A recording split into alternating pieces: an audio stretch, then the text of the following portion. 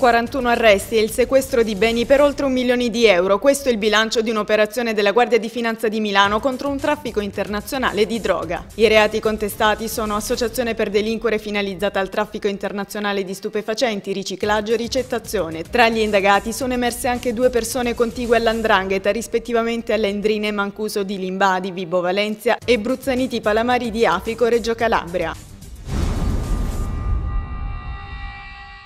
Anche il ROS dei Carabinieri impegnato stamani nell'esecuzione di 18 provvedimenti restrittivi nell'ambito di un'inchiesta della Procura di Verona che ha debellato un'organizzazione di trafficanti di droga. Tra gli indagati anche affiliati alla cosca dell''ndrangheta Nello Fiumara, stanziale tra Filadelfia, Vibo Valencia e comuni limitrofi. Il comando provinciale dell'Arma di Reggio Calabria ha eseguito un arresto a Rosarno.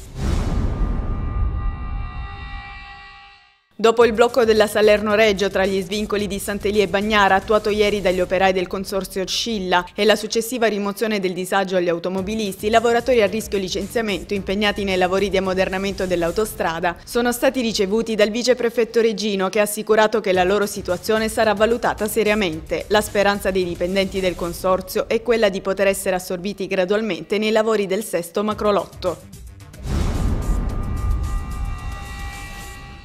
Remunerare meglio le aziende agrumicole di Rosarno e di tutta la piana di Gioia Tauro ed evitare lo sfruttamento degli immigrati. E questo è il senso dell'iniziativa promossa per il 22 gennaio da Adiconsum CISL e Lega Consumatori, lo sciopero dell'aranciata. L'invito che viene rivolto ai consumatori è di non comprare aranciate in cui di arance c'è ben poco.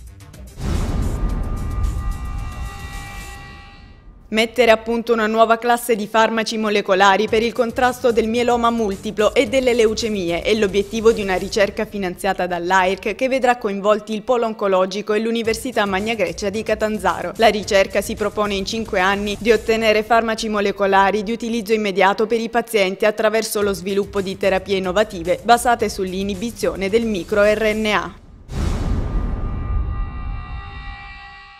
La Camera di Commercio di Catanzaro, in collaborazione con la Regione Calabria, ha tenuto un seminario di presentazione del bando Pacchetti Integrati di Agevolazioni per sostenere la competitività delle imprese esistenti. Questi pacchetti sono finalizzati a sostenere le imprese nell'implementazione dei loro programmi di sviluppo. Ad introdurre i lavori il presidente della Camera di Commercio Paolo Abramo. Il bando è stato illustrato per la Regione da Felice Iracà.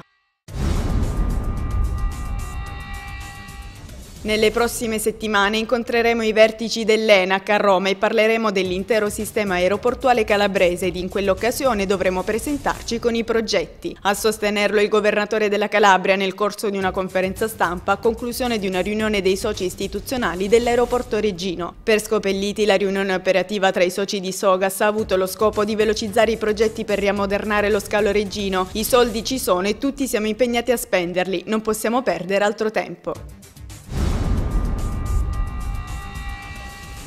Per la candidatura a sindaco di Crotone il PDL ha dato il suo via libera alla senatrice Dorina Bianchi dell'UDC. In una nota firmata congiuntamente dalla vicepresidente della giunta regionale Antonella Stasi, dal consigliere regionale Salvatore Pacenza e dal presidente della provincia di Crotone Stanislao Zurlo, hanno definito la senatrice un candidato autorevole, annunciando che il PDL sta lavorando, in vista delle prossime amministrative, all'insegna dell'unità.